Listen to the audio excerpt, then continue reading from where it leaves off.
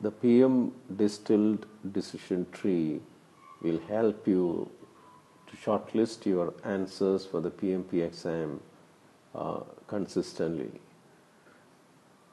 So, whenever you get a scenario based question for your PMP, they are not asking for the ultimate action you will do as a project manager.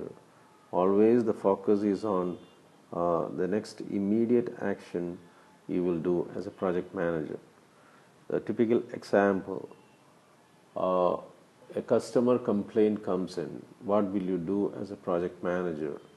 The options could be go and meet the customer, have a team meeting, sit and analyze the problem, or just ignore it.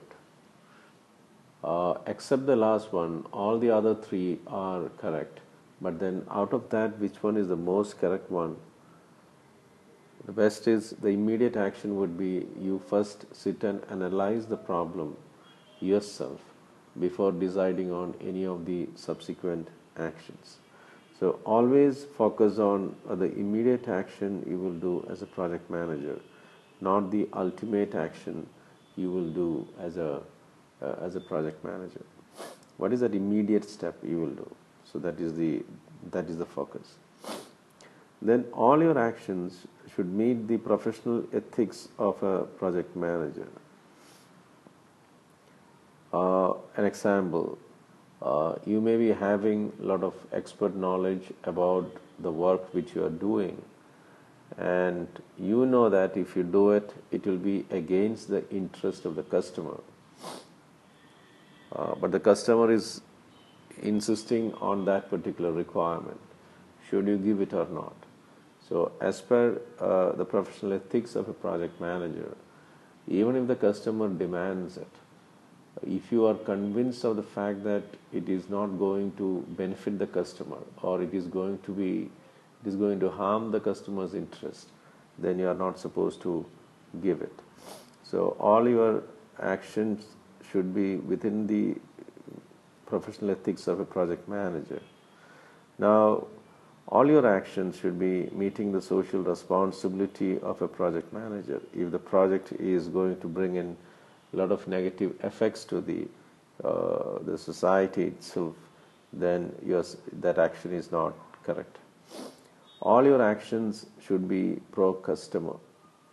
A project manager is supposed to protect the interests of the customer, so you cannot be anti-customer. So all your actions should be pro-customer. So if your answer is an anti-customer answer, most probably it is wrong. Your answers must be always pro-customer. Then all your answers should be pro-team. So PMBOK, like any other professional project management literature, so it talks about a servant leadership. A manager cannot be a command and control freak. A manager should be a contribution freak, and is supposed to work along with his team, and is only as good as his team. So all your answers should be supportive to the team, should be pro-team. You cannot be anti-team.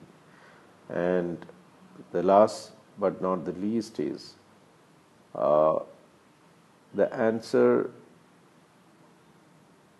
They are not asking for an answer as per what you are doing in your workplace. The answers, the expected answer must be as per project management body of knowledge. So you must learn that. Okay, answering things as per the body of knowledge, the project management body of knowledge. It cannot be as per your convictions or experience or what you are practicing in your office. Ultimately, the weightage should go to the answer which is in line with the PMBOK way of thinking. So to summarize, this PM distilled decision tree will help you if you practice it. Practice your mind to follow these steps. Zeroing in on the correct answer will be much easier. The first thing is it the immediate action I'll be taking as a project manager? So your answer should qualify that. Am I operating within the professional ethics of a project manager? Your answer should qualify that. Am I pro-customer or am I going anti-customer? Your answer should qualify that. Then, am I meeting the social responsibility of a project manager? Your answer should meet that. And am I pro-team? Is my answer pro-team? And as per PMBOK, is it the right thing? So these things will, whenever you practice the exam, if you can train your thoughts in a similar pattern, then the probability of zeroing in on the right answer will be better. Thank you.